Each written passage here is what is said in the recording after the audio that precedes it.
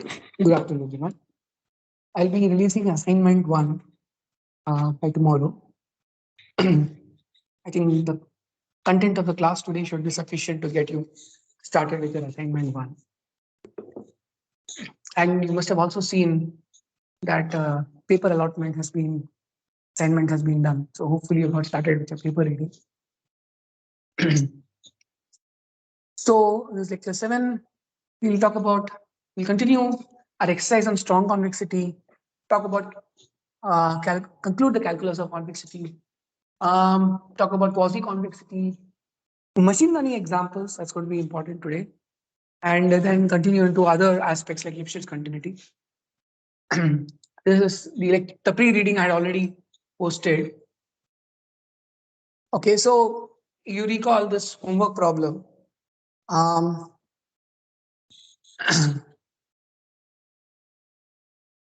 Right. So the homework was to derive the term T.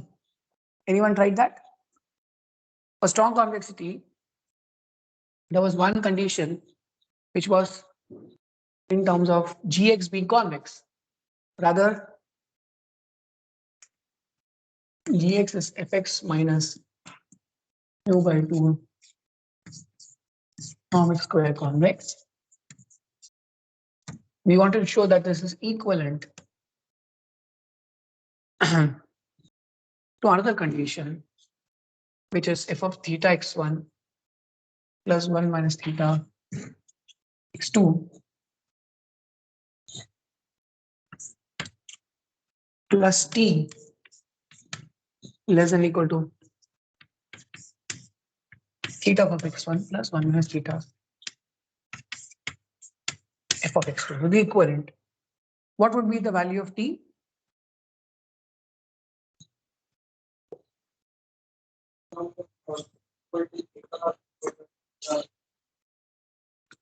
So you would expect it to, okay.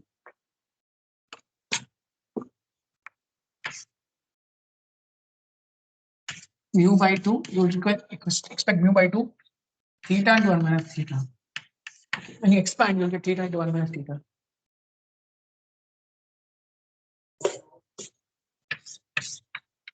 Now of x1 minus x2 square. The distance between the two points, right?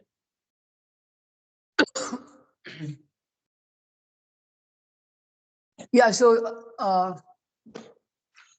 I mean, you can use this property to also show that if F is strongly convex and G is convex, and F plus G is also strongly convex. Okay, but this is the exercise. Yeah, the T was basically the entire term. Okay. Not just this, but this entire term. Okay. I've just taken T to the other side, so it's a minus T. Okay. But otherwise, what I've written in the board is T. Okay. Get by expansion. So keep trying out these homework problems.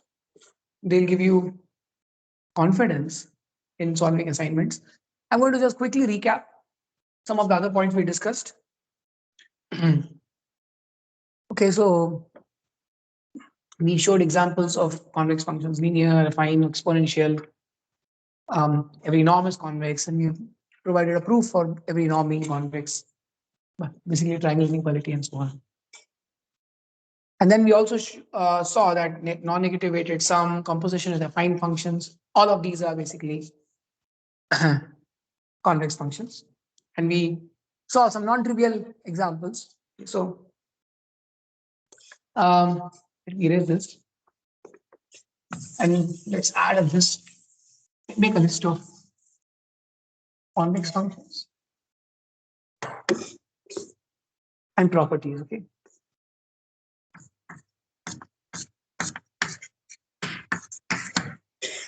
Affine models.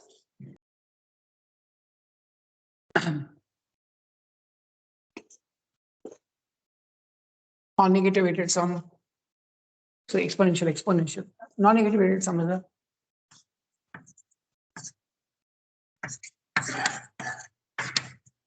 what is a convex function?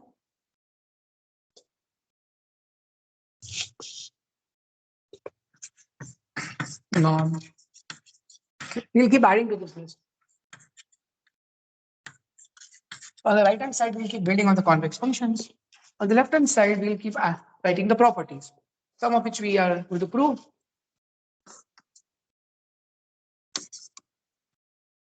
So we have seen so far non-negative weighted sum.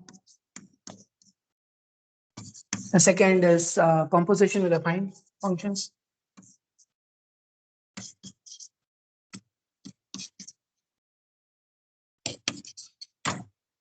But there was a third kind of composition. You recall what the third composition was?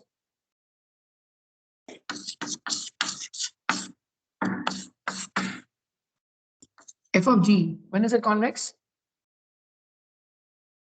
So I've given you some hints to be able to recall, right? When is it convex? When f is convex and g is, say, convex,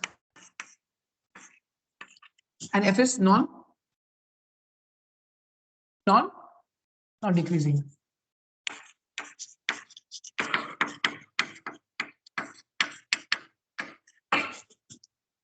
What are the condition for convexity?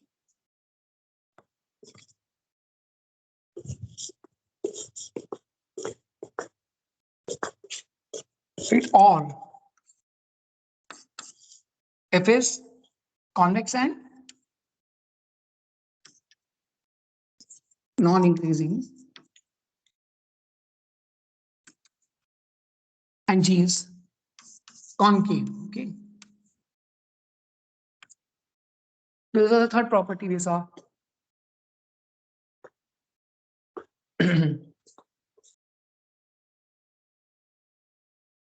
Right, g convex, h convex, and non-decreasing. When g is convex, it is non-decreasing. So I'd shown these curves to help you recall.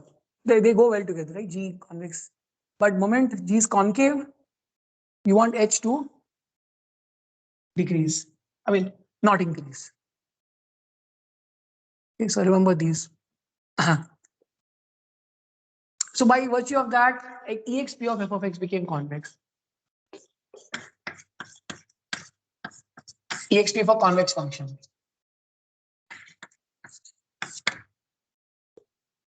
Because exp is non-decreasing and convex. Okay, so now we can come with lots of. Then I have given one more, which is g of 1 upon g of x. Right, 1 upon. So here g is concave and positive. Okay, concave or positive concave. So I have a question here. I also posted a homework problem. What happens if g is allowed to be negative? Why do you need g to be positive concave? So g is positive concave. How will 1 upon g behave? So if g is g is negative concave, how will 1 upon g behave? A negative function. 1 upon negative function. How will it behave? How will its plot look like?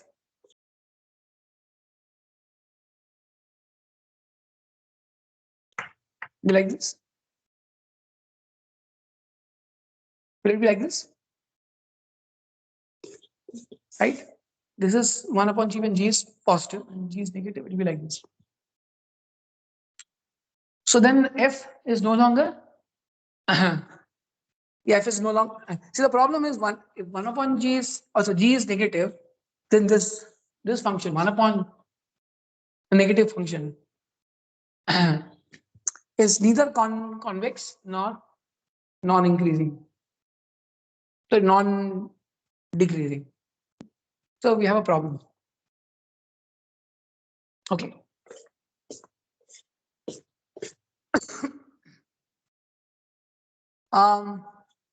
Then we looked at vector valued functions. So composition with vector functions. So same thing. The same thing if I extend to have not just f of g, but f of g1, f of g2, f of g, what's the index I've used, gk. The same property. Convex and non-decreasing f and convex g1, g2, gk. Or now f should be convex and non-decreasing in each argument. That's the only difference.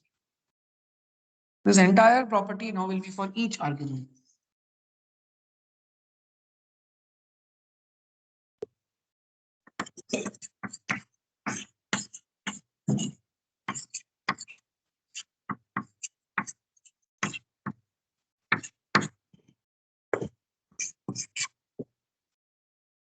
That's the only difference. Okay.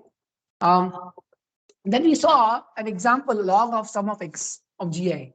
There are two functions here which are convex by virtue of this. The first one is basically just a sum of logs. Okay, but the sum of log of g which is positive concave, like this one.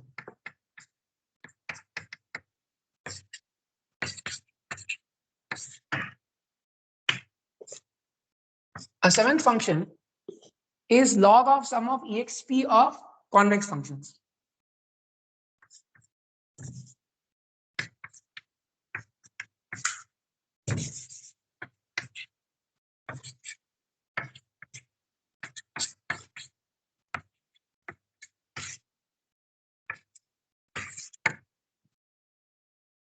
Is it okay?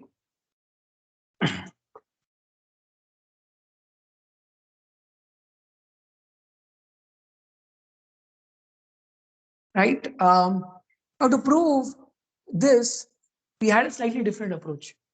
Right? I wanted to expose you to this. So we invoke something called midpoint convexity. If function R is convex if and only if R of x1 plus x2 is less than or equal to 1/2 Rx1 plus 1/2 Rx2 for all values x1, x2. So it's a special case, half gives you convexity everywhere. So we use this property, right? And how did we use this property? So this is basically the proof methodology. So this is basically for proving log sum x of convex, which is in this case g. So what have we done here? We basically okay,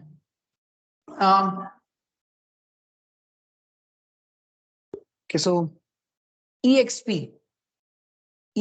Now we took the case of special case of exp of xi itself. To take the exp of g, where g itself is a convex function. Took a simpler case. So we basically set this exp of xi to be alpha I, and exp of okay, xi to be alpha I. Now alpha I itself has two indices, 0.1, 0.2. Right? xi1, xi2, xj1, xj2. Because you're considering midpoint convexity. So alpha I1, alpha I2. So that's this part. So alpha I1, alpha I and beta I. Sorry, alpha I and beta I, that's what I used here. And specifically I took exp of xi by 2, xi1 by 2 to be alpha I, exp of xi2 by 2 to be beta I. Okay. So that means this exp of xi is alpha I square. It's all a notation. You could take this to be, you could drop the 2 here and take this to be alpha I and beta I, and this will become alpha I beta. Then you have to take square root in other places. Okay. So on the left hand side, what have we done? We have just taken the midpoint convexity rule. And the LHS for the midpoint convexity is log of sum of exp xi1 by 2, xi2 by 2. Now, the sum of so exp of the sum is basically product of the exps. And the product of the exps is basically now the product of alpha and beta. Right? This is log of sum of alpha and beta. Left hand side. What is the right hand side? Well, it is half xi, half x1 plus half x2, which is log sum exp xi 1 and log some exp xi2. And the exp xi is basically alpha square. It's alpha square. And exp xi2 is beta square. So log of alpha square into beta square. So it's log of the summation of alpha squares and into summation of beta squares. But each of them is square rooted, right? So summation square rooted. Now this is basically an inequality we get. Log of sum of alpha beta I should be less than equal to log of the square root of the sum of the alpha squares and into the square root of the sum of the beta squares. This holds by Cauchy-Schwarz inequality. Why? Basically the fact that log increases. Okay, so the key here is summation alpha I beta I, right? Which is what you get here. Summation alpha I beta I. Ignore the log is less than equal to summation alpha square is to half summation beta square is to half. And since log on the positive quadrant increases, it's concave, but it increases. So if you put in a log, this is log. So if you put in a log, the inequality still remains the same. That clear?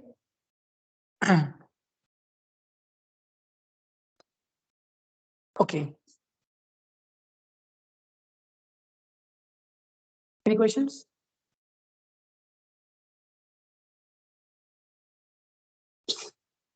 If this is just the midpoint, now how do you show midpoint convexity itself is true? Just a sketch here. It's very simple. All you have to do is you have to show that a function f is convex if for all x1, x2, right? This particular case holds. Then you can basically recover this proof for any mu between 0 and 1. And vice versa. I mean, vice versa is simple. If I say the convexity holds for all mu's between 0 and 1, obviously it holds for half. So the key thing is going from this definition to this definition.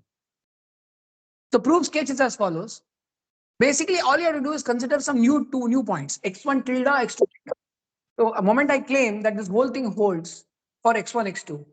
For 2 points, x1 and x2, that midpoint. Then if I have to now show the convex combination of some mu convex combination, we'll show the mu convex combination on some other 2 points, x1 tilde and x2 tilde, which I manufacture using x1, x2. Is that clear? So it's not difficult. So proof sketch, you have to basically show that this mu x1 plus 1 minus mu x2 is the same as x1 tilde by 2 plus x2 tilde by 2. It's a midpoint of some 2 other points which are in the same domain. Okay. Anyways.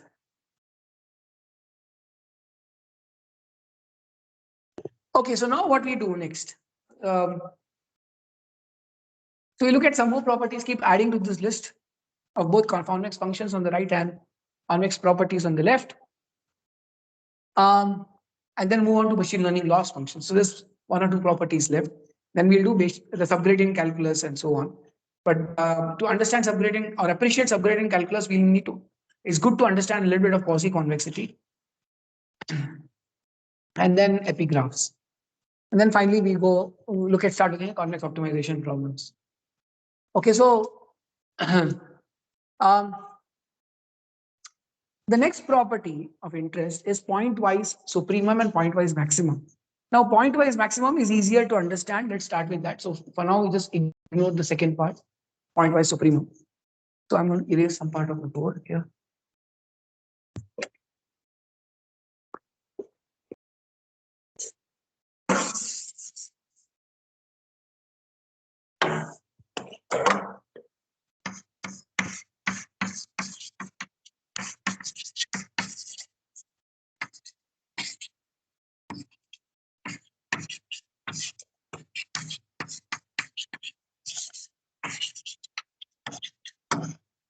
Okay, so what is maximum? Basically, I'm saying I have m functions. If I take the max of those m functions at every point x, then the max starts looking like a convex function. Okay, let's try plotting it. So let's say I have one convex, and these are convex functions, okay? These are expected to be convex. This is one convex function. This is another convex function. This is a third convex function.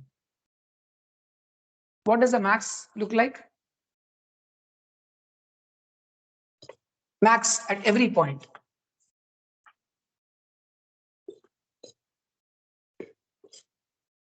So if I go here, I don't have the entire domain to say anything much, but it's obvious, right? At least this part is clear, right? This is convex. I can extrapolate, and hopefully it should be, not just hopefully, it will be convex because all these functions are convex. So intuitively it makes sense, right? And proof is not difficult. And here's an example. Some of our largest components. Okay, we'll try and prove that it's a convex function. So let's say I have a vector and I'm looking at the some of the R largest components.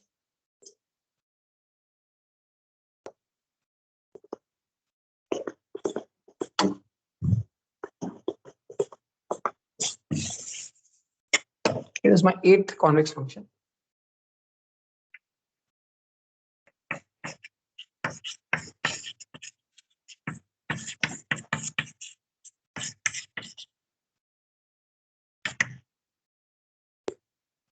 How do you show that it's convex? Again, not difficult. Okay. Anyways, for second one, I'll give you some food for thought. Why is supremum required? So supremum basically is an upper bound. It's the tightest upper bound. So instead of max, you can have a tightest upper bound also. But let's start. We'll look at it a little later. Let me look at pointwise maximum first. Okay, so here's an example. This is basically a hint to how you can solve this problem. So linear. So my hint is as follows. Some of our largest components can be looked up as the maps of several linear functions. Okay, so I'll put it here. This is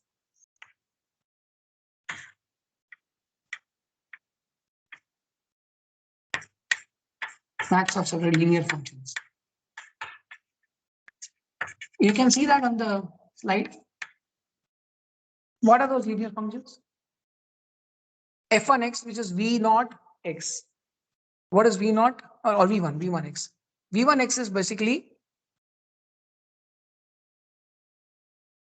a vector with how many ones?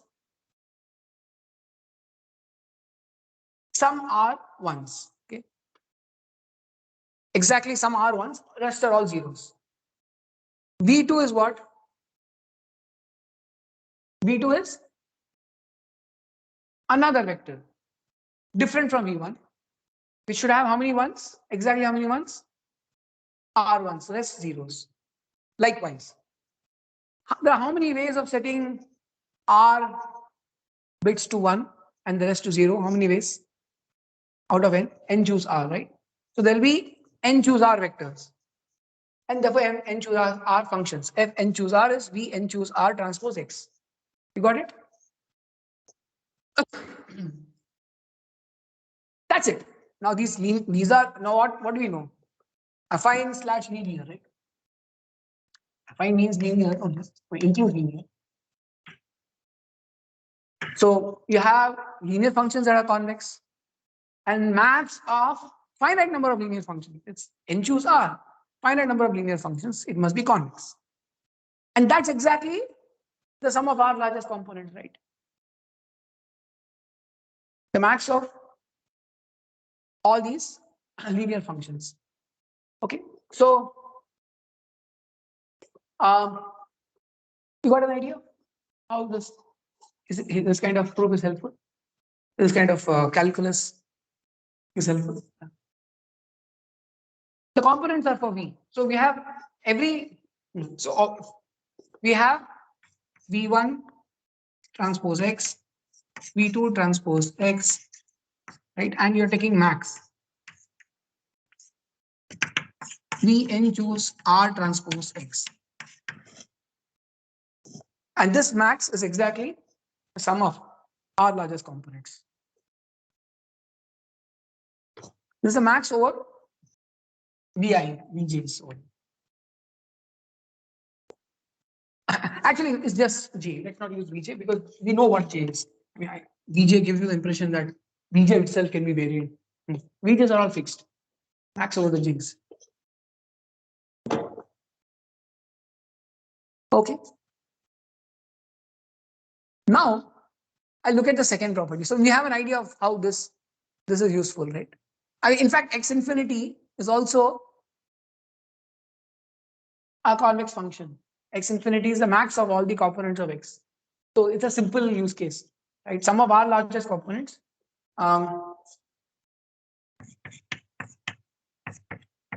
When r equals 1, then what do you get? You get basically the infinity norm. Is x infinity. So now let's look at the second one. Pointwise supremum. Okay, let's try and understand this a bit.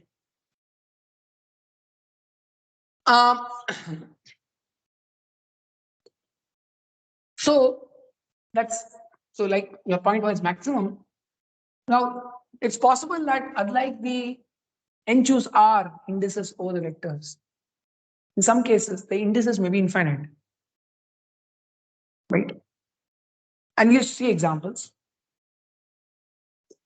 And in that case, the max may or may not be attained, but you may have the tightest upper bound that could be derived. And here's an example. Maximum eigenvalue. So before this, we have seen the sum of the singular values. You remember spectral norm? So nuclear norm, sum of singular values.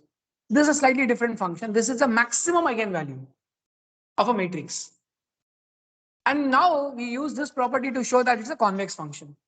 If X is symmetric matrix, okay, then maximum eigenvalue can be specified differently. So lambda max is supremum over all the y's, okay, that the y's that yield max value of the ratio of xy Euclidean norm to y Euclidean norm. Basically, it's like saying if I set the norm of y to 1. Now, instead of putting a constrained norm of y to 1, I'm dividing it by the norm of y. Okay, so why? Because symmetric matrix is diagonalizable. Okay, so you can, you can actually write xy as y transpose x transpose xy. So xy norm square.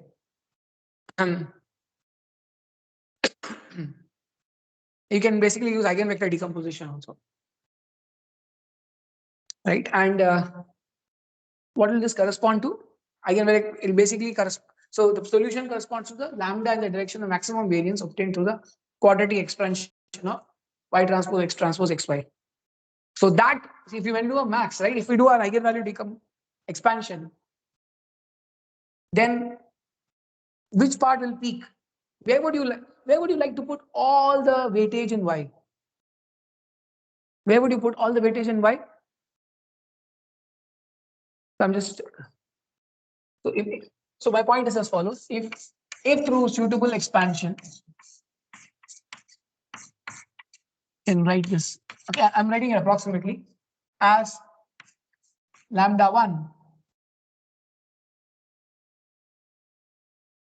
times some function of y plus lambda 2.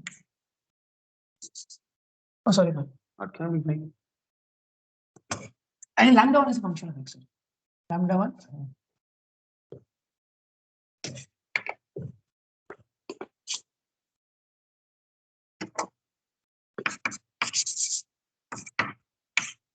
Lambda I of x times yi times some new I of y. Okay. So roughly is proportional to.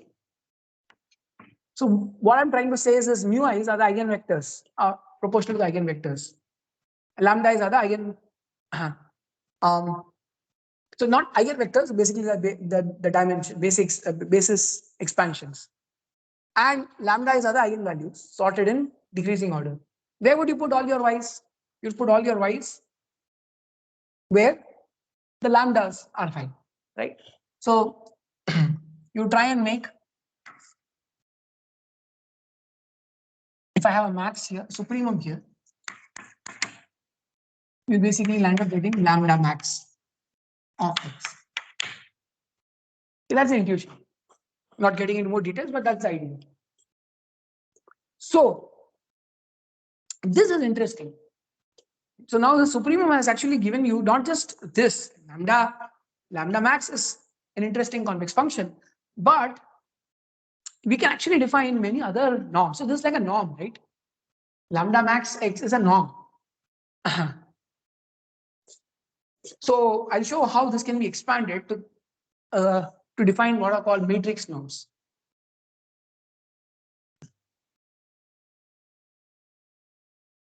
Okay, so there's some additional useful results concerning matrix norms. So there's a general idea. Now I'm just getting more to add to this list here. So some of our eigenvalues, so I have this, then have line, which is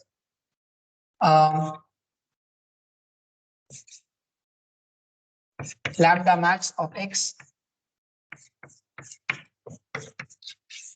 and then there are a bunch of matrix norms, or it could also be matrix induced vector norms. Okay, so I will this is a spectral norm.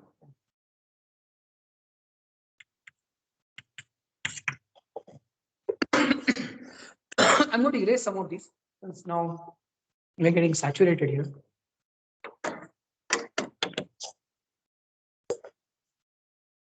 So we have 9th and 10th.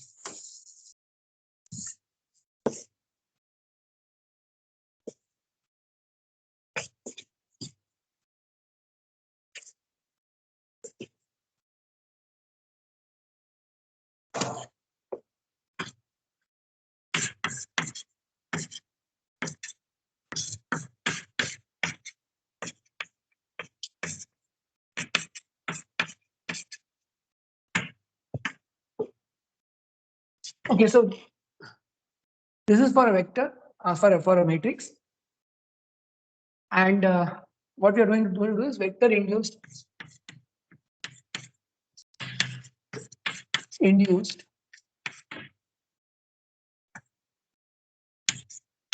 matrix norms. Okay, so we have a bunch of vector norms. Now we're going to use that, like just like we use the L2 norm to derive the spectral norm. The spectral norm was derived as supremum over y not equal to 0 of xy2 norm divided by the 2 norm of y. How about doing something similar here? The only difference is now I'll replace the 2 norm with something else. I can do vector induced. So how about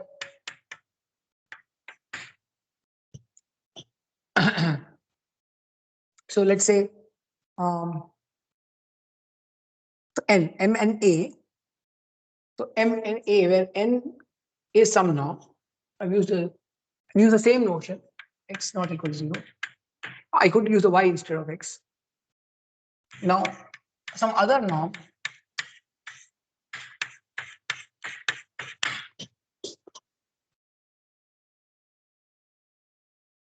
So it turns out that for several, there are some interesting use cases. For example, if n happens to be, sorry, if the argument A happens to be identity matrix, then the vector induced matrix norm, irrespective of what the n is, what norm it is, it will always be 1. Second is what we saw here. If n used to be the 2 norm, is a spectral norm. Okay, so yeah, it'll give you a square root of eigenvalue. Sorry, this is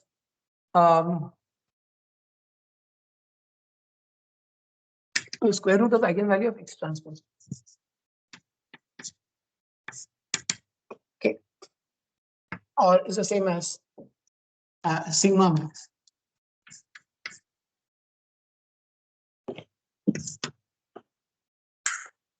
Okay. Now some other use cases. If n happens to be the 1 norm, let's try and understand what has happened, right? If n is a 1 norm,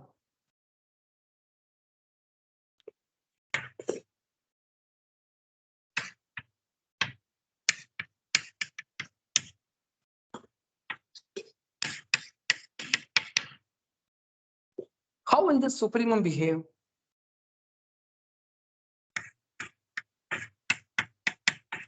And our argument will be quite similar to how we argued for the spectral norm. Sorry, this is square root square root of lambda x, which is basically sigma. I should just put sigma in. It's easier.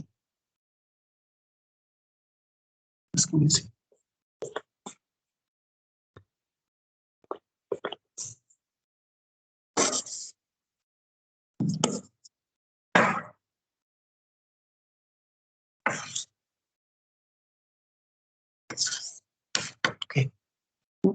So what we argued here is you would invest all your y in that component sigma I that is dominant. Can we do something similar with the 1 now? So what will we do here? We'll have supremum over the 1 norm of Ax divided by the 1 norm of x.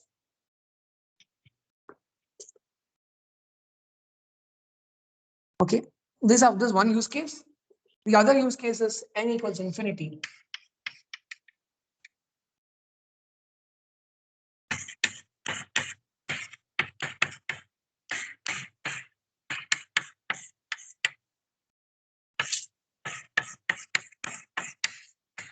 Okay, the two use cases are shown here.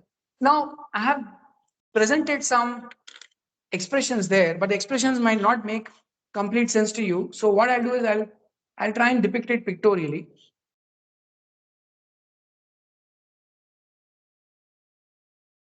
Okay, here is a pictorial depiction. What is happening in 1 norm? I would like the 1 norm of the linear combination of the columns of A. So remember, what is this doing? Ax is taking the linear combination of the columns of A. So I'm looking at the 1 norm of the linear combination of the columns of A. But we would like to pick the x which has 1 only in the most important or max entry in the column and 0 at other places. Why? Because 1 norm is basically sum of absolute values. So what would you do here? So here's a depiction. Let's say there's a particular column which has the maximum sum of the absolute values. And since we are taking linear combination of the columns of A, which column should I invest all my weight in? Because remember, I'm dividing by 1 norm of x, which means I want to invest. There's only one the total cost has to be 1, which has to be distributed across all the x's. I would put it in that x, which will yield the maximum sum of the sum of absolute values, absolute value of the sum of the columns of A. right? So we would pick the X which has one only the most important or max entry and zeroed other places. So hence makes sense for the peak to be where the one norm of A's column is the highest. You understand this intuition? So as a result, this first expression is just the max over all the J's. J is a column index of summation over AIJs, sum of absolute values of AIJs. Pick the column with the largest one norm. That's all we are saying. This is basically one norm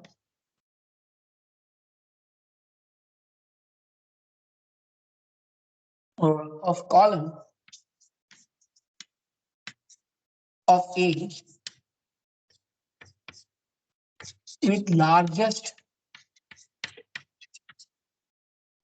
one norm. That's the answer to the first one. Is it clear?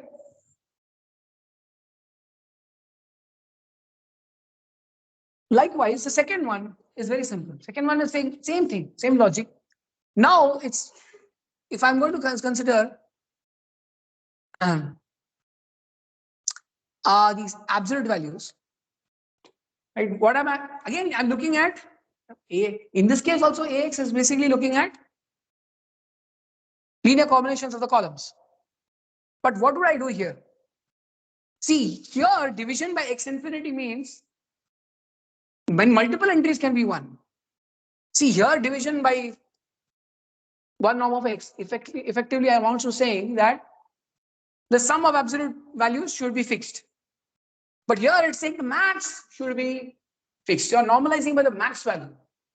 So you don't mind putting a 1 in every element, in every bit of x, right? So now when you do a sum of linear combination of the columns of A, I wouldn't mind picking a 1 in each index that corresponds to a row with the maximum absolute value, the sum of absolute values, right? So what is this doing? This is basically saying, so now will this be one norm? It will be again one norm, sum of absolute values, right? It's one norm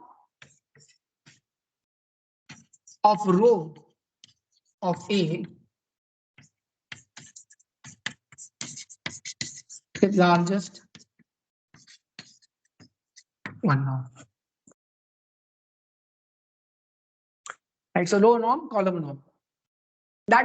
These have been obtained as supremum, right? Point-wise supremum of convex functions. Is this clear? I say point-wise because at every point y or every point x here, this entire thing is a function only of the numerator. Denominator doesn't matter once you fix x, right? So this norm, one norm of ax is convex. It's a linear combination, I mean, basically linear composition with norm function. It's convex. And now I'm taking a supremum over multiple x's. So the supremum by same argument, similar argument, and you can prove also this will also remain convex. So I have shown that by this general class through a vector induced matrix norm, I have a whole bunch of matrix norms that are also convex, with 3 of them being of interest. The maximum singular value, the row norm, the one norm of the column with the largest one norm, or one norm of the row with the largest one norm. Is this clear? So I'm trying to write only the intuition on the board.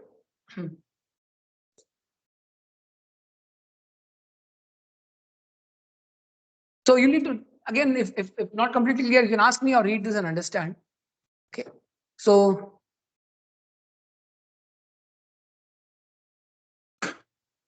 there's another class which is a Shatton P norm. Okay, that's another.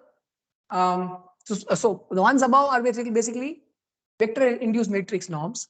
Shatton P norm is also a generalized norm, which is basically nothing but the vector of singular values of A.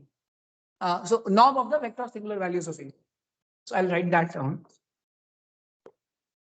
So the 11th one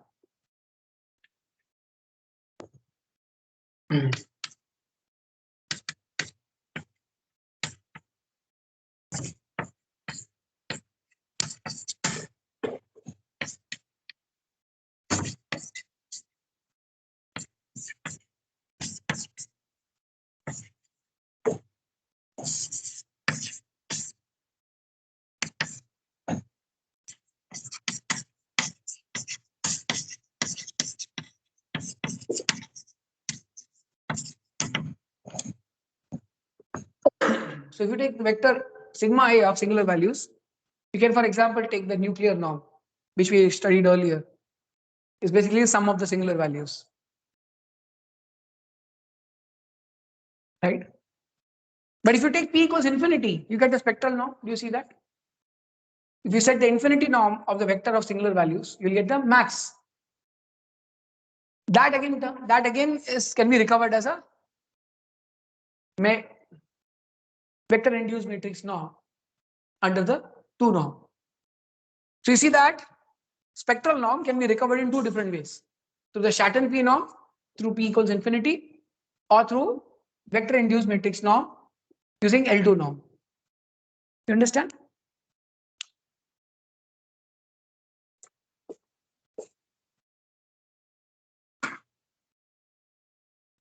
Okay. Um, yeah, so just we'll highlight that this nuclear norm can be derived from here.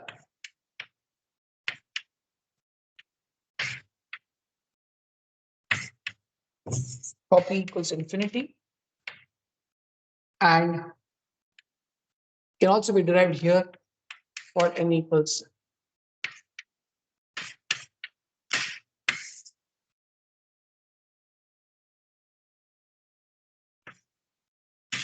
the 2 norm.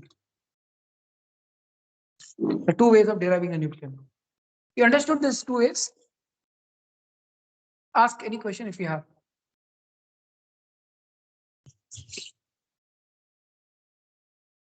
Okay.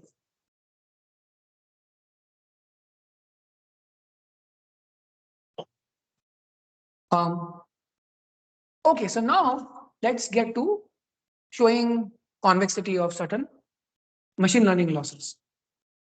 Okay, I'm going to use the board. I hope some of you tried this out. The first one. You just look at the three. Well, that's one reason I didn't want to erase anything on the board so that you can look up. So can anyone suggest? Okay. You need to be adventurous and bold. Suggest why this is convex. By which property? Oh, I had erased some of the previous ones, but I hope you have noted them now. Either properties or the functions we have proved. Yes?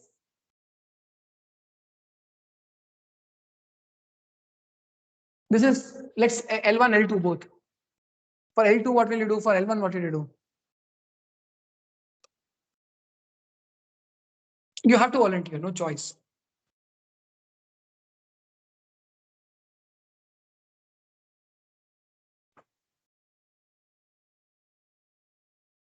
Yes? What to suggest? Sorry? Ha. Exponential. Just exponential, or can you go for log sum itself? Yeah, so this log of sum, you can think of this set. This sum is not so important. Right? This sum is outer sum is okay. I mean, basically sum of convex functions, right? Positive sum. This log of something internally it's a sum. Sum of 1 is a constant and exp. So this is basically a log sum x form, right? This lambda norm theta is again very simple, right? I've erased those, right? If you remember norm functions, one norm, two norm. In fact, all norms give you convex functions. This is clear. So this should, here's my answer. So you proved convexity of log sum x, so this is convex, right? basically exp of minus of yi 0 transpose xi. This one is 0 transpose xi as an interpretation. So it's basically log of sum of exp, right? And yeah, and basically now this here is not just exp of I, exp of some linear function gi. So you, that's what you're written, exp of gi, and gi in this case happens to be minus yi theta transpose xi. So this is convex. Is that clear? Any doubts here? This should be clear to everyone. This is important. So please ask if you have questions here. Okay, so now just recap the log sum x proof. By that only we are basically able to show this. The only thing is, there I had very simple notation, right? Exp of gi. Here it's a little bit more complex. So here I have exp of minus of yi y1 theta 1 transpose xi by 2 is alpha I theta. Exp of yi theta 2 transpose xi by 2 is beta I theta. Okay, so I'm using, I'm getting into some more details here. It's the same. The spirit is exactly the same. It's just messier. We started with simple. Now it's a little complex. Otherwise, ultimately, what inequality will you use between this one and this one? Between the green and the red? Same Cauchy-Schwarz. Nothing will change. Okay. So theta 1 in this case will be 0. No, theta 0. No, I think I'm just saying the first component will be vector of zeros. Okay. So this is a midpoint convexity result. We have just again reused it. Let's look at the second one. By which property do you think it will be convex at all? L1, L2 regularized SVMs. Where are you looking at the hinge loss, max over 0, 1 minus yi theta transpose xi plus lambda theta, lambda norm theta. By which property? Pointwise maximum. Pointwise maximum, max of 0, affine function. 1 minus theta transpose xi is a affine function. Okay. It's basically max of constant and linear, which is again convex. And then we have given this graphical intuition of why max is convex.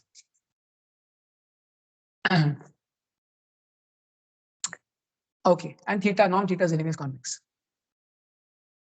Third one. Now, regularized multi-class logistic regression. Here you have log of, well, again a sum of exps. Right. In fact, this looks more like log of sum of exps. The logistic regression was very simple. It just had two. Right. So there's more generalized version of the same, isn't it? This is just a generalized version.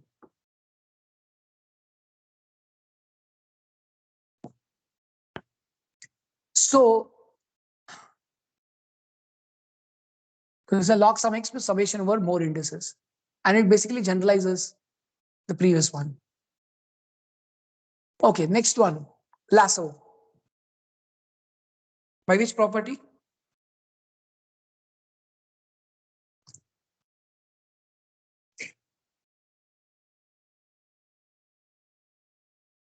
This is basically a composition of, yeah, you can think of as norm, right? Norm of a linear function, norm of a linear transformation. The composition. This part is norm of a linear transformation, right? From first principles or composition of quadratic with an affine function, ti square. That's another way of looking at it. Ti square, and affine function is ti, which is theta transpose xi minus yi.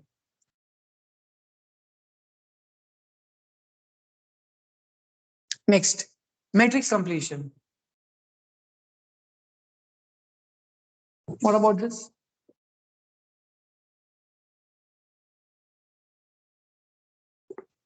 What is that star? X star? Nuclear norm. Is nuclear norm convex? Is convex by which two properties or which two derivation paths? One is through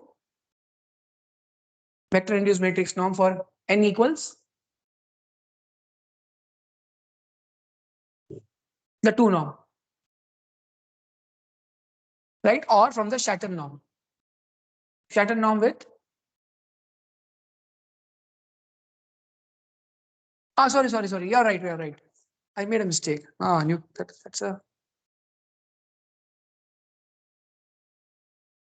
sorry. I was talking about spectral norm. This is not nuclear norm. So that will be what? It will be spectral norm. Spectral norm is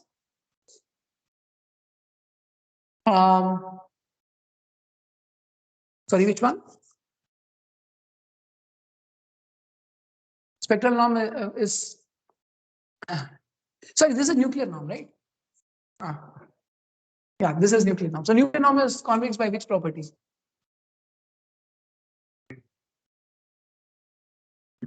Is a vector induced matrix norm? Yeah, so I made a slight mistake here.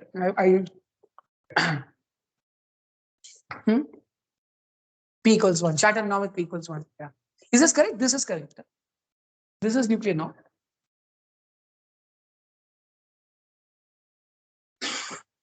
Yeah, but this is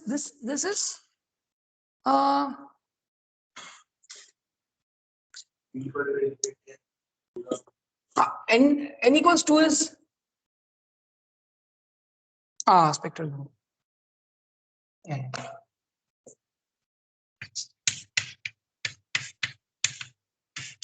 Whereas what we're talking about, there is a nuclear norm.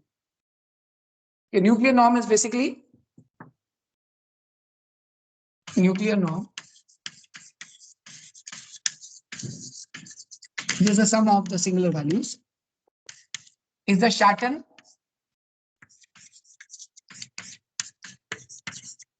one norm, right? The Shatton one norm. I had it on the slide, but we never wrote it on the board. Okay, so X star is basically the nuclear norm. And this part, why is it convex?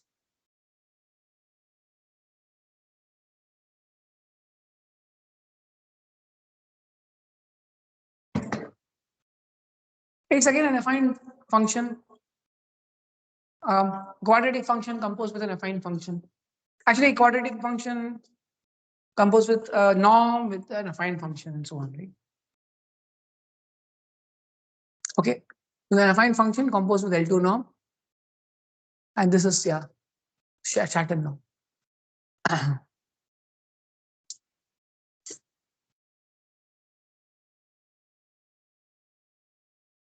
Okay, then what about softmax contextual bandits?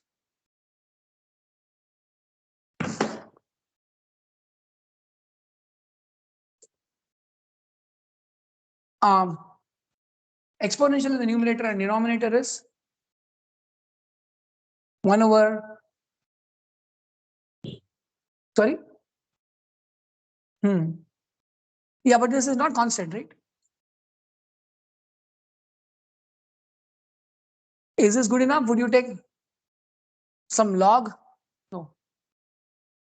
Log won't be helpful, right? How do you deal with this denominator? Is the question.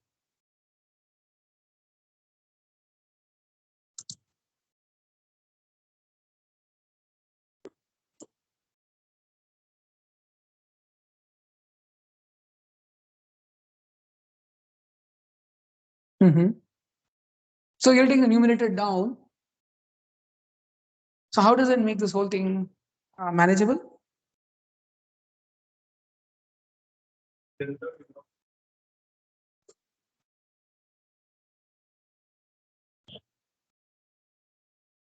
Okay.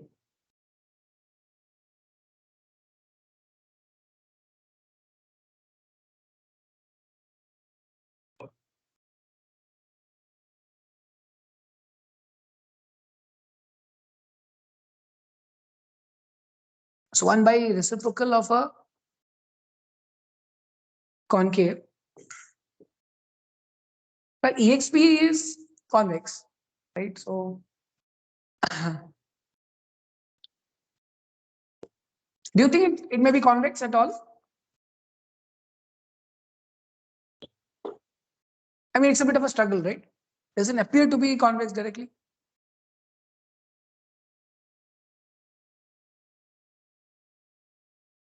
Okay, so I just want to recap.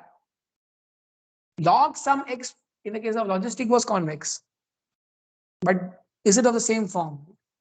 Log likelihood objective max over theta summation over xi. So summation over xi log of so log when it's inside it's fine, right? Here even if you apply a log, it will be outside the summation. And then will it be log sum x? Well, you'll have a problem. You'll have a log sum exp divided by another summation. Now, what you could do is consider something like pseudo likelihood. Like basically, denominator is creating some problem here. So let's say in a particular iteration, I fix it and take only the numerators. Then life seems to be easier, right? If you consider the denominator to be constant here,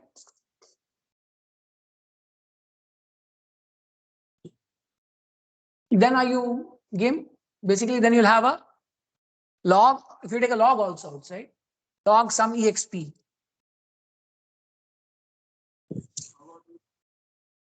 Sorry? Ris and Ps are constants. So they're not a problem for us. Yes, but you'll have a problem, of course, with the lambda theta. If you take a log, I mean, you can take a log of this, but how will it gel with the lambda theta? So this is not straightforward. Think about it. Well, by the way, we wanted to also maximize. We didn't want to minimize. We wanted to maximize. All the others were losses. Right? This was like a reward. So think about, no, wait. Actually, I already, yeah. This lambda, let's ignore, I think lambda theta, I'll just drop it for now. This is a reward function otherwise, right? So think about even maximization or minimizing the negative of it. Is there some property that makes it amenable to some property of convexity? But it is not straightforward. That's what I want to highlight and contrast with the first one. In fact, PC objective is also neither concave nor convex, but it has efficient solvers. Okay, so PCA itself is neither convex nor concave. And this seems to be like that. That's the feeling you're getting, right? Okay. Now, coming back, some of those will also be strongly convex. Okay, let's just go back here. Which of these are strongly convex? When are they strongly convex?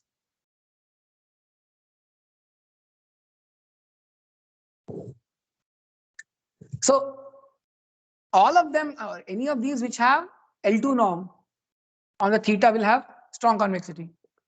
That is a given, right? In some cases, the main function is also convex. This is convex, right? This is convex. So sorry, strongly convex. L2 square, the square, right?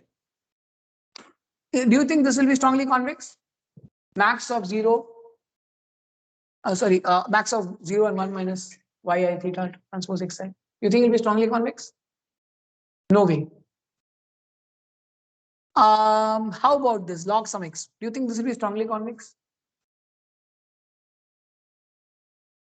I mean, in a sense, if I use that one norm of theta here, would I have strong convexity overall?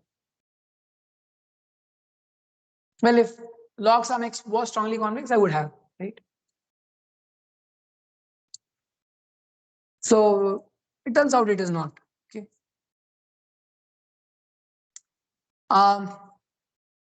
So many functions are not strongly convex, but that's why the regularizer helps.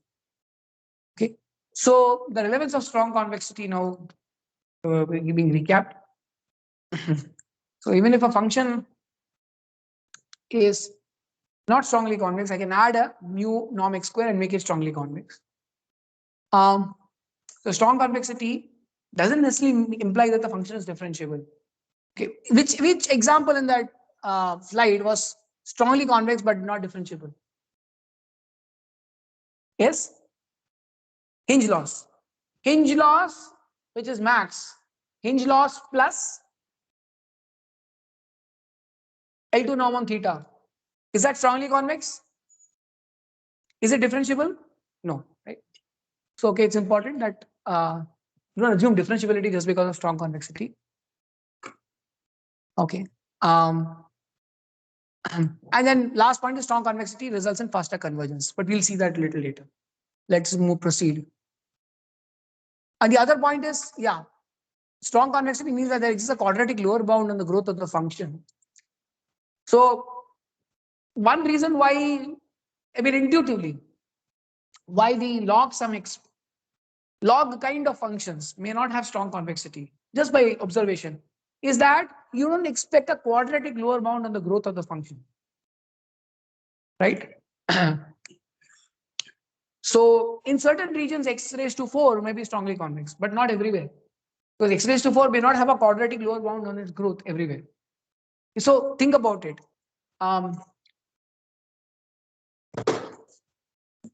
Okay.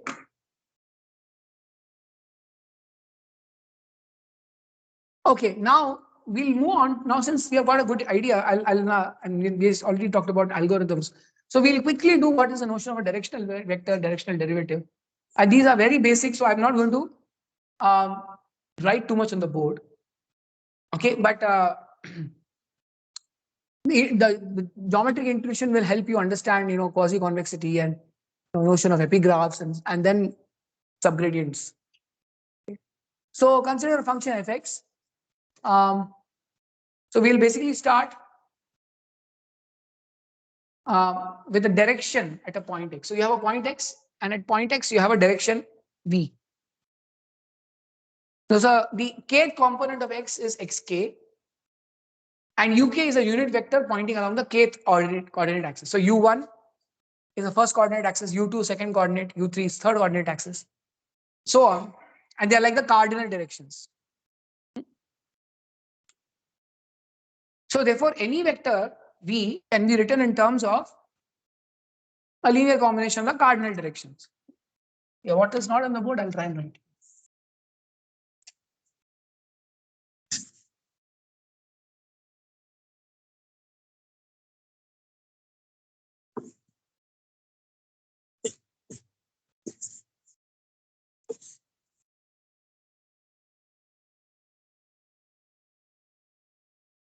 Okay, so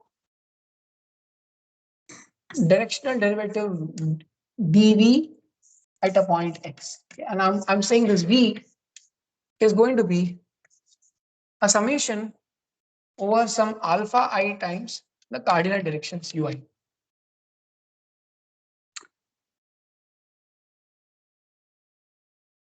Right. So what does ui cardinal direction means? Is it has only the ith component 1 and all other components 0. Right.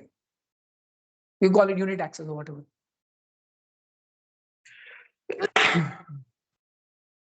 Sorry, I'll use vk, not vk times uk. Please use this notation. Be consistent. Vector v, any vector v is vk times the unit vector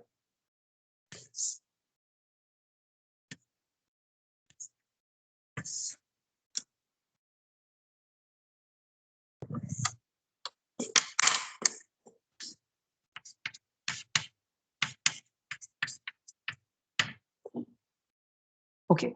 So what are we looking at? We're looking at the rate of change. Sorry, this is for dvx.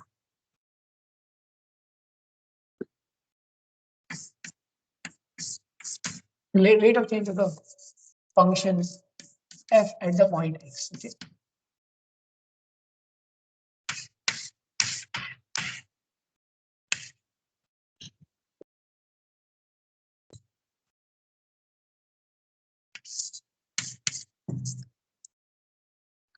Now, is there a way we can write this in terms of gradient?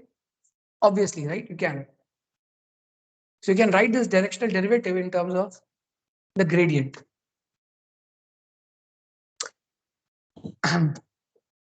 So dvfx, which is nothing but the limit as h tends to 0 of f of x plus hv minus f of x divided by h. Right? So small step size in the direction v from point x is where I'm measuring dvfx.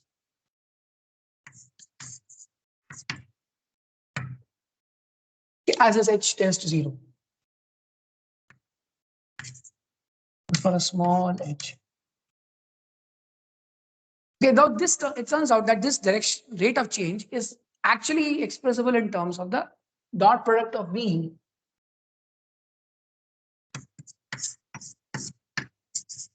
with the gradient at the point x. So gradient can also be written in terms of cardinal directions, right? So just like v is written, I can write the gradient of f at point x as summation over all the components k of dou fx divided by dou xk times the same unit vector uk. Okay, so it's easy to determine that. I mean, easy to see from this why the dot product works to give you the directional derivative. So yeah, I've just written it down there. So this is the idea. Directional derivative can be obtained like this. Okay, so this is a very important result or claim basically that if f has a min at x star, then if I move in the directional derivative at x star along any direction, I won't expect any change in the function value, right? The dv f of x star should be 0 for all v around x star. Now you're getting an idea why gradient is interesting. Gradient tells you that, well, if I am 0 and if you move anywhere in any direction around the point x star, right? I have min at x star. I'm 0 at x star. The gradient is 0. And if we move in any direction v around x star, the directional derivative will be 0. There'll be no change in any direction. So this decomposition basically helps. Very simple, intuitive understanding. Nothing rigorously being told here. You got this point? Okay, so yeah, so this is an important picture to kind of internalize a bit now. Now I'm going beyond just the function space to what we call the level, sub-level, level curves space. So what you see here is the level sets. Level sets are those sets where the function takes a constant value. F of x1, x2. So now this is x1, x2 space. F of x1, x2 equals c1 is this pink curve. F of x1, x2 equals c2 is this black curve, right? So I'm just taking the same, what is directional derivative doing here? In this space, in the space of, if I have the function in the previous curve, if I slice it, I'll get the level sets. In the space of level sets, what is directional derivative doing? So basically what you're saying is, if you're going, if you have, let's say, C1, which is the value at the pink curve, is greater than equal to C2. The value at C1 is greater than equal to C2. Then, if I have a direction which goes from a point here, which is from C2 to C1. Right? So what do you expect? Since C1 is greater than C2, the directional derivative from C1, sorry, from C2 going to C1, from C2 going to C1 will be positive. The rate of change of the function in that direction will be positive. Okay, so assuming that C is reduced to below C1, so basically as you keep going inside, the function value decreases. The region inside is called a sublevel set. Okay, so if the function f is convex, so far for directional derivatives we didn't use convexity, but it turns out that additionally the function is convex. These sublevel sets, the regions inside where the function is decreasing, those regions tend to be convex sets. Okay, so now we are starting the connection to see the connection between convex sets, convex functions, directional derivatives, gradients, all of that. They'll start coming. So it's all, this is intuition. It's okay if you don't understand any math here, but I hope you get the picture. Picture is as follows.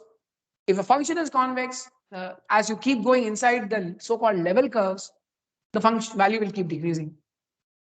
So the set is a convex set. I mean, the set will also turn out to be convex set, right? And the directional derivatives, which are basically going to point tangentially from the level curves, will point in increasing values of the function. Right, so and now you can do the analysis from gray to pink and pink to gray. So why are directional derivatives important? I've given another example here. So when you are basically designing algorithms, why certain algorithms work well for convex functions, the directional derivatives give you that intuition. And in fact, directional derivatives also tell you alternative definitions of convexity. Okay, we'll see a different definition of convexity, which is based on this kind of directional derivative.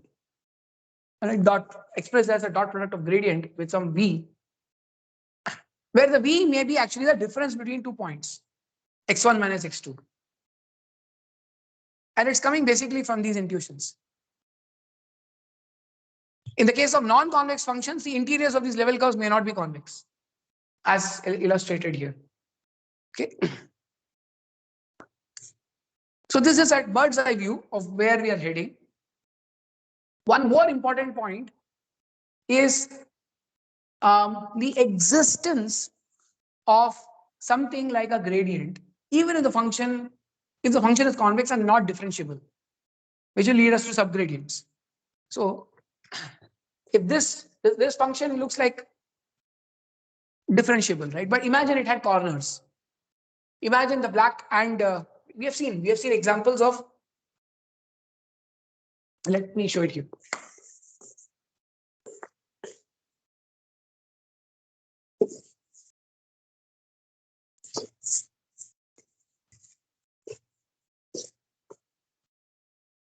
Okay. So I have an outer pink curve and inner white curve. The white curve is in place of the black one then. And we'll again assume that the function is convex. So as you go inside, the function value is actually decreasing. Now the question is, if it has these sharp corners, can you talk about gradients? Okay, so while we can't talk of gradients, the notion of a supporting set, a supporting hyperplane still will exist. And that supporting hyperplane is because of the convex nature of the set. Okay, if the set were not convex, we couldn't have talked about supporting hyperplanes. And in fact, now you may not have that to be unique. It may not be unique. In fact, it could be an entire set. Okay, so the supporting one, as we'll see. So let's say from here.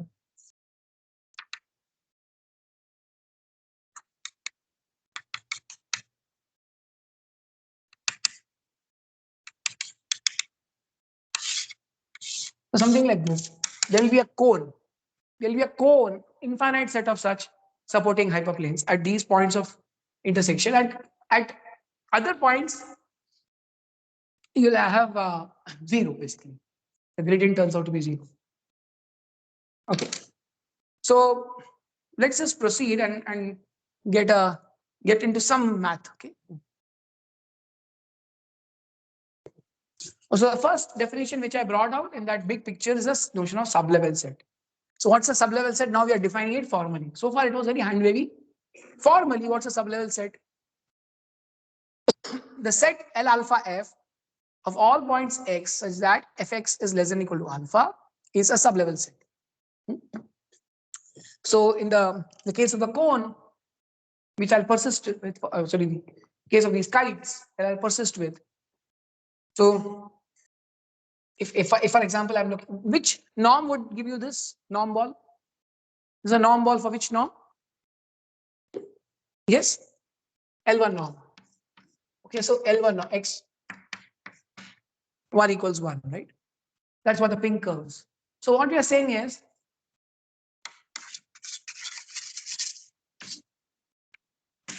this L alpha in this case of the 1 norm is all the x such that x is the domain, that is not important, and 1 norm of x is less than or equal to 1. So this set turns out to be a convex set. So if f is a function f is convex, then you can prove, I'll just complete it, you can prove that all these sublevel sets are, the alpha level subset is a alpha sublevel set is a convex set for any value of alpha.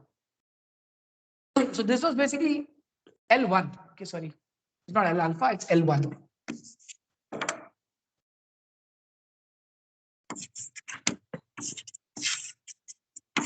But your point is, this should hold for any value of alpha. So just put any alpha, and you'll basically get a convex set.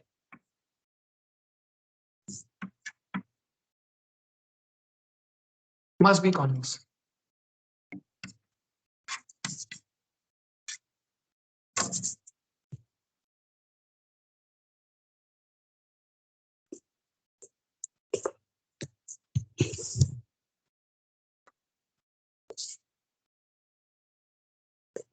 Okay, so how do you prove it? The proof is very simple. You see the strong connection between convexity of functions and convexity of sets. For convexity of functions, you just had, that the function at a convex combination of points must be less than or equal to the convex combination of the function values. Right? Now, what we are saying is, if the function in the convex combination is less than or equal to convex combination of function values, and the function values themselves are less than or equal to alpha, right? Then this convex combination of function values will be less than or equal to alpha. And therefore, the function at the convex combination must be less than or equal to alpha. You see, one direction it holds. If function is convex, then every alpha sublevel set must be convex. Okay. This must be convex if f is convex.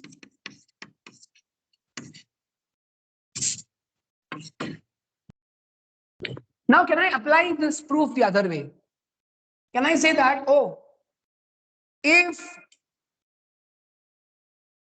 for a given alpha, let's say for a fixed alpha, L alpha is convex set, should the function be convex? Just going by this proof. I'm saying that, well, fx1 is less than or equal to alpha, fx2 is less than or equal to alpha. I mean, all these, and then the function is convex. So theta f of x plus 1 minus theta f of x2 is less than or equal to alpha. Now, does that imply that f of theta x1 plus 1 minus theta x2 must also be less than or equal to theta f of x1 plus 1 minus theta f of x2? To understand the difference, I'm saying this inequality holds. The extreme left is less than or equal to extreme right. The middle is less than or equal to extreme right. Does it imply that the extreme left is less than or equal to the middle? Very simple English. Right? What I have there is terms A, three terms. A less than or equal to B and B less than or equal to C. Implies A is less than or equal to C. That's straightforward. Now, if instead of this, if I told you A is less than or equal to C and B is less than or equal to C, does it imply that A is less than or equal to B? Can it ever imply? Not necessarily. Not necessarily, right? You have an intuition now that convex sublevel set doesn't imply convexity of the function. But can we realize such examples? Okay, I'm going to. Okay, so here's a. So epigraph is another function. So what? Let's look at question 2. What is the sublevel sets are convex? Do they imply that the function is also convex? The answer is no. And I want you to look at this one homework problem. Okay, log of absolute value of x is less than or equal to alpha, alpha 1. Right? Log of absolute value of x is less than or equal to alpha 1. Is basically saying the absolute value of x is less than or equal to e raised to alpha 1.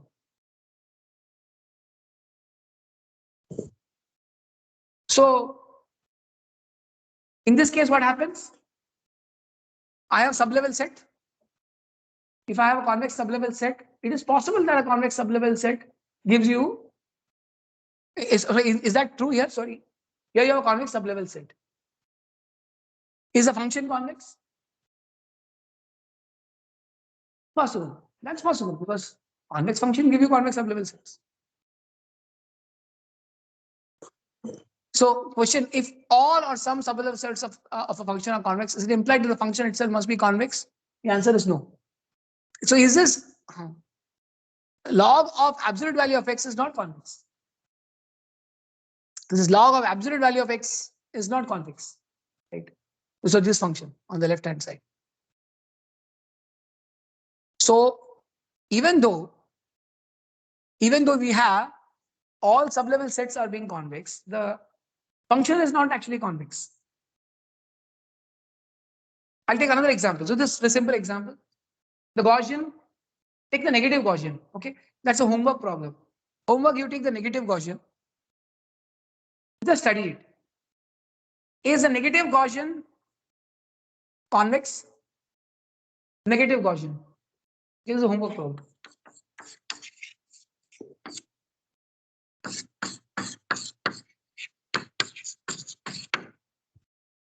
It looks like this, right? Is it convex? Huh? It is not, right? It is convex here, but not everywhere. It becomes cup shaped. Is it? Does it have convex sublevel sets? Are all the sublevel sets of the negative Gaussian convex?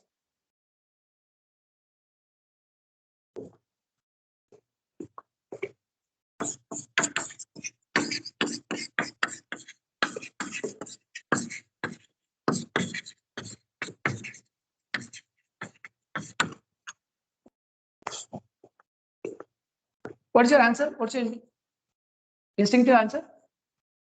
Yes. Okay. So you feel there's a reason I gave this example. This, it should be behaving like this.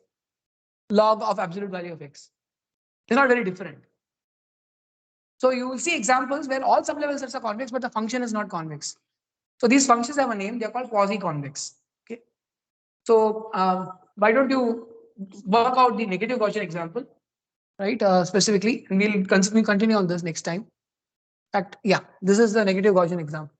Multivariate Gaussian, you'll find it is a negative Gaussian.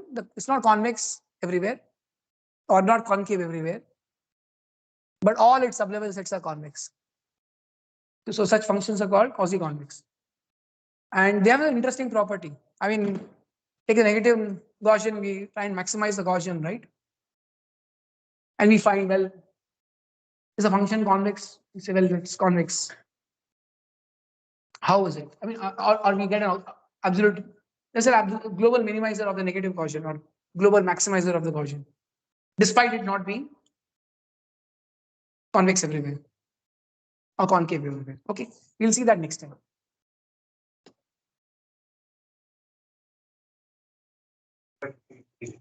Its curvature changes. Its curvature changes. Yes, it doesn't increase. I mean, it's decreasing only. In the sense, Gaussian is decreasing only, but the curvature is changing. Right? Okay. We'll continue on Friday. But think about this homework problem. And yeah, I'll be posting homework assignment one. Now we are ready to do the homework assignment. Thank you.